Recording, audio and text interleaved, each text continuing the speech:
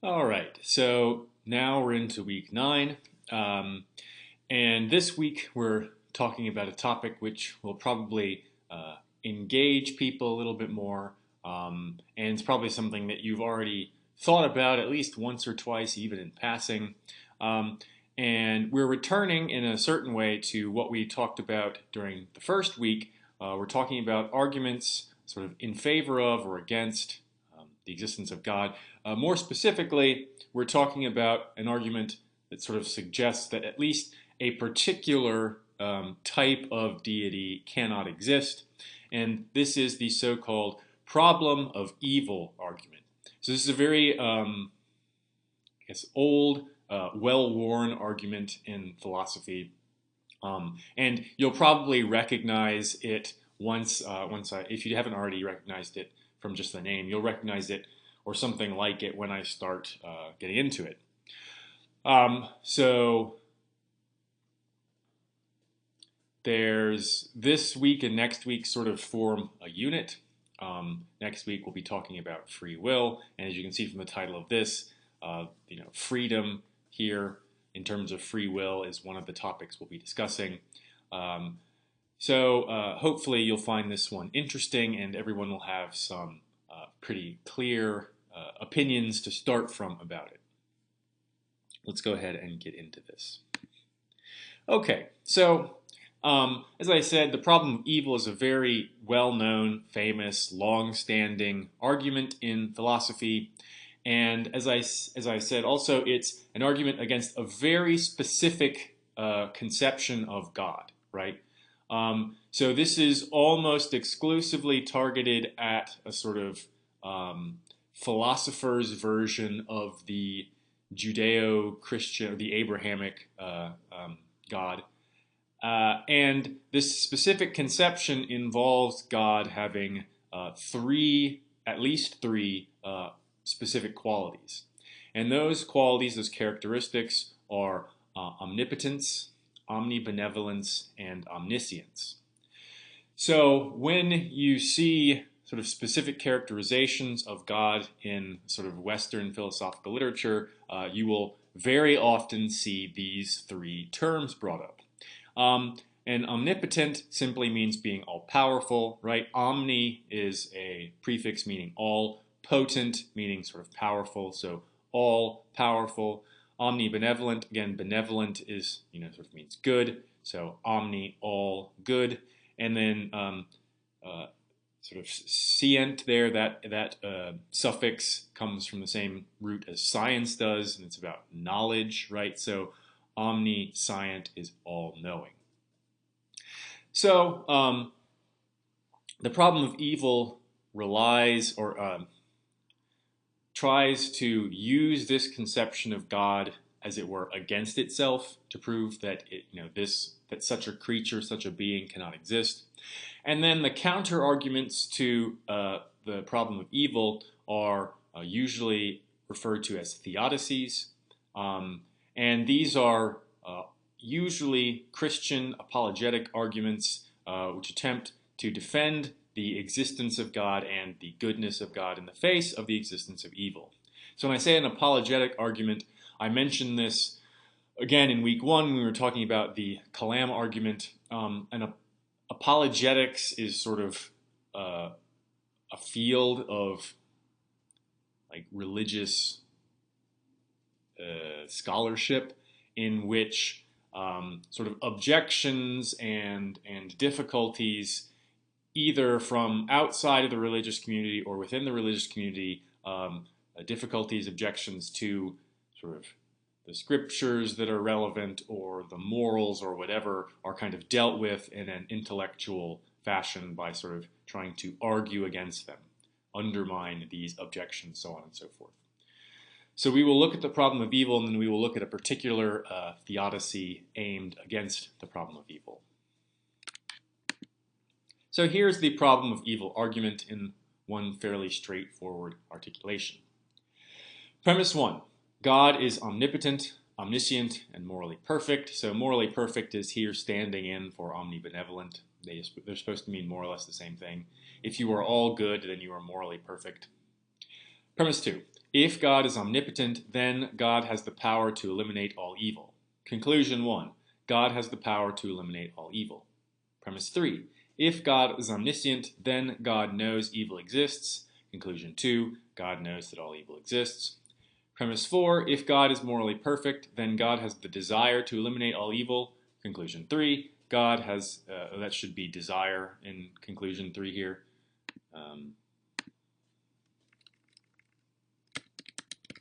Desire to eliminate all evil. Premise 5. Evil exists. Premise 6. If evil exists, then either God doesn't have the power to eliminate all evil, or doesn't know that evil exists, or doesn't have the desire to eliminate all evil. Conclusion 4. God does not have the power to eliminate all evil, or doesn't know that evil exists, or doesn't have the desire to eliminate all evil. Premise 7. If God doesn't have the power to eliminate all evil, or doesn't know evil exists, or doesn't have the desire to eliminate all evil, then God does not exist. Conclusion 5. God does not exist. And that's the end of the problem of evil argument. So the idea here is that the only way, so if God exists, God necessarily has these all three of these properties that we've looked at here, right? And so God doesn't exist if God doesn't have these sort of properties. And then the argument sort of shows that, well, God must not have at least one of these properties because there is evil. And there wouldn't be evil if God had all three of these properties. So, because evil exists, and because of this definition of God, God must not exist. That's how the problem of evil works. So you've probably encountered this argument in a less formal presentation before, where someone says something like, what God would let something like this happen, right, after, something particularly horrible occurs, right? So that's the kind of the intuition, the sentiment that's behind the argument, and then it is formalized in the way that we've just seen. So premises 1 through 4 and conclusions 1 through 3 are definitions of God's essential properties, right? So if you think back to the Anselm ontological argument, arguing that God is that than which there is none greater, to fulfill that definition, the idea is basically that God is perfectly perfect. So these are sort of shorthand ways of cataloging all of the properties that God would have. God has all of the great making qualities. Well, the idea is that premises 1 through 4, which detail omniscience, omnibenevolence, and moral perfection, if God is perfectly perfect, then these are qualities that God would have, right? So to be perfectly perfect means to be perfectly powerful, to be perfectly knowing, and to be perfectly good. So God must have these. So if God exists, then God must have these properties.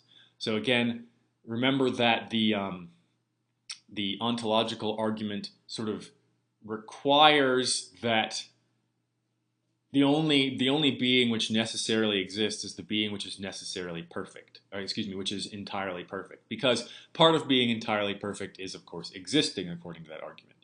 So that argument, in a way, encodes part of what's going on here, because the perfectly perfect being not only must exist, but it must exist in a particular way, having particular properties, namely at least these three that we've looked at here. So I've already explained these three before, but omnipotence means being all-powerful and having the ability to do anything, including eliminating all evil, right? So the idea is that God can do anything or anything that's possible already, right?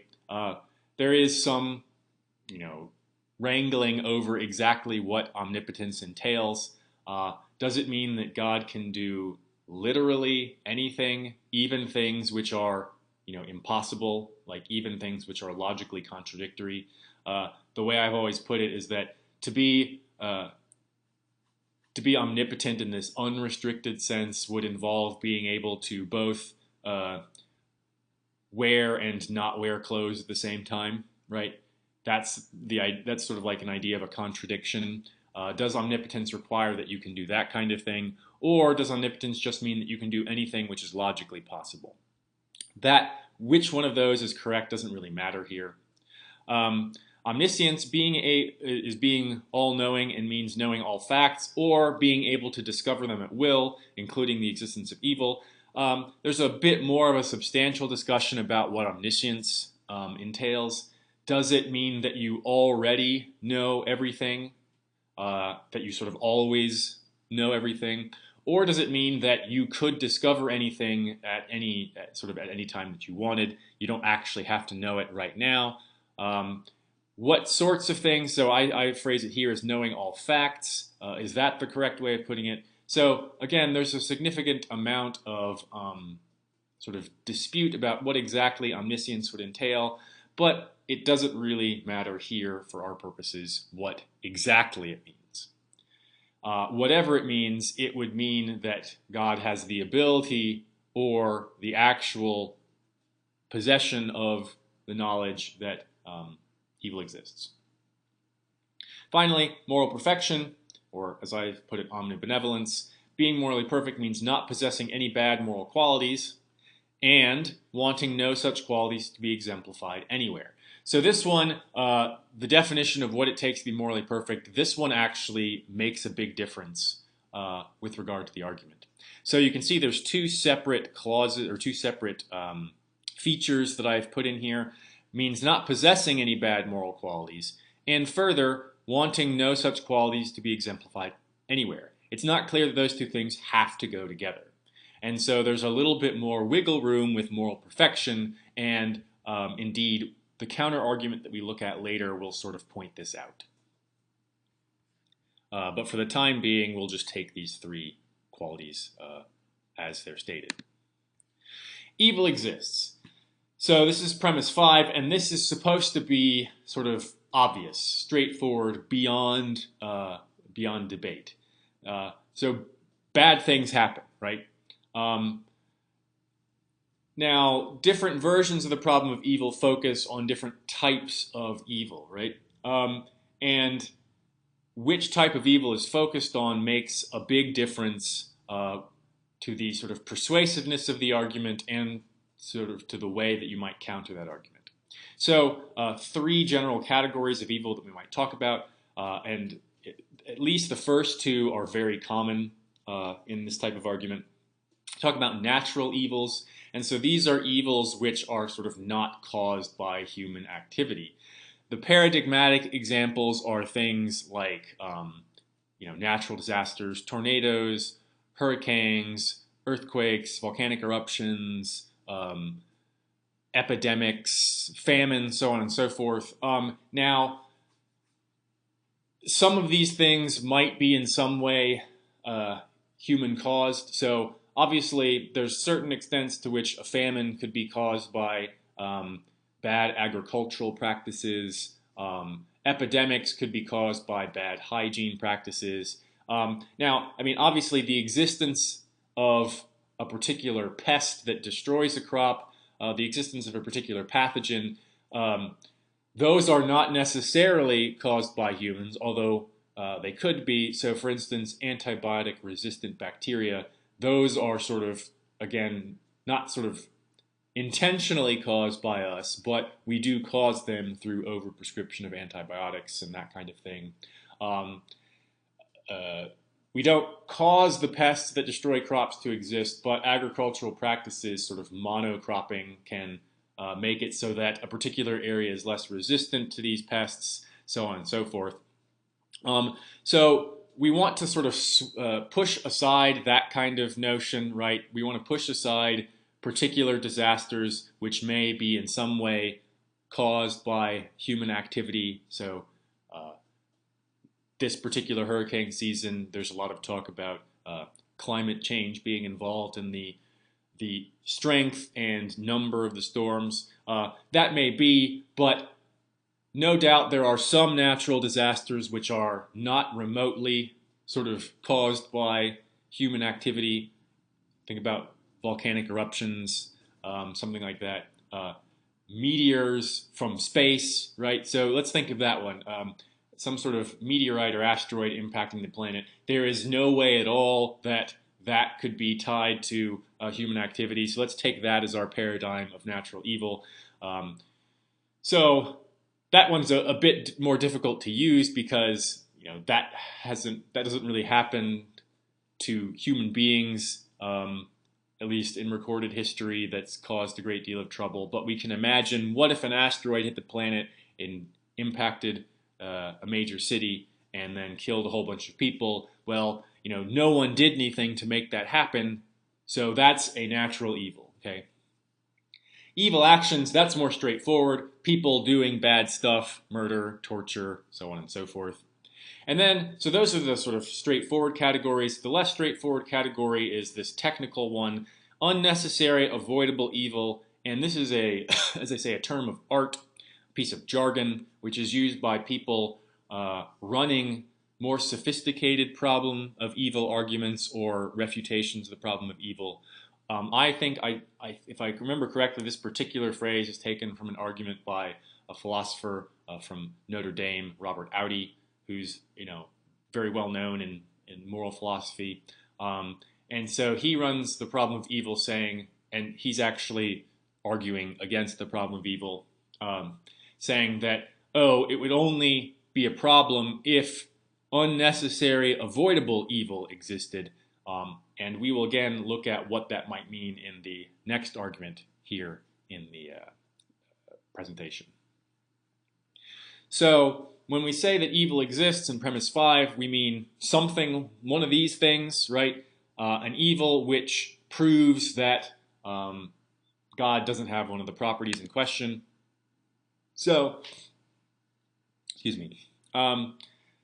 Premises 6 through 7 and conclusions 4 through 5 say, look, if evil exists, then that shows that God doesn't have one of the three properties that we've been discussing. So again, the idea is that if God exists, then it has these properties. This is an if P then Q. So you say, but evil exists, so God can't have these properties, right? Not Q. And if not Q, then not P, right? So this is, I put this argument in the form of modus tollens in the article that this is based on in the textbook. It's put in modus ponens form. It doesn't really matter. But the idea here is that if there is evil, then God must not be omnipotent, or God must not be omniscient, or God must not be morally perfect. And if God isn't all three of those, then he doesn't exist. So if God isn't all three of those, then God doesn't exist. Therefore, if God isn't one of them, God doesn't exist. Okay. If evil exists, then that shows that God can't stop it, or that God doesn't know about it, or that God doesn't want to stop it. And any of those things means that God isn't omnipotent, omniscient, or omnibenevolent, and it has to be one of those things in order to exist, so it doesn't exist. That's the form of the argument here. So as I said, the definition of moral perfection is really where you can try and sink your teeth in if you want to refute this argument. How? Well, the question is, does moral perfection mean that you don't want bad moral qualities to manifest elsewhere, and also that you will act in a way to prevent them from manifesting elsewhere, right? So this will depend a little bit on with regard to human actions, what you think it takes to be moral. Do you think all it takes to be moral is that you don't personally have any bad qualities, right? Or do you think that in addition to you not having any bad qualities, you also have to try and prevent bad stuff from happening as much as it's within your power? And so this is a big kind of discussion in terms of what the extent of our moral obligations are. So some people will say, look, all you have to do is not do any harm, right? That is, not have any negative, bad moral traits yourself, and sort of not create any bad situations through your actions. You don't have to stop other people from creating bad situations. That would be one way to think of it. On the other hand, people might think that we have a broader notion of what our obligations are, and we have to sort of stop other people from doing bad things as well. So this is a substantial kind of question where you might agree or disagree with the argument, and your agreement or disagreement actually matters to whether the argument goes through or not. So again, you might just think that not possessing any negative moral traits is enough to be morally perfect. Okay, and then finally, as I already said, does any type of evil work to support P5?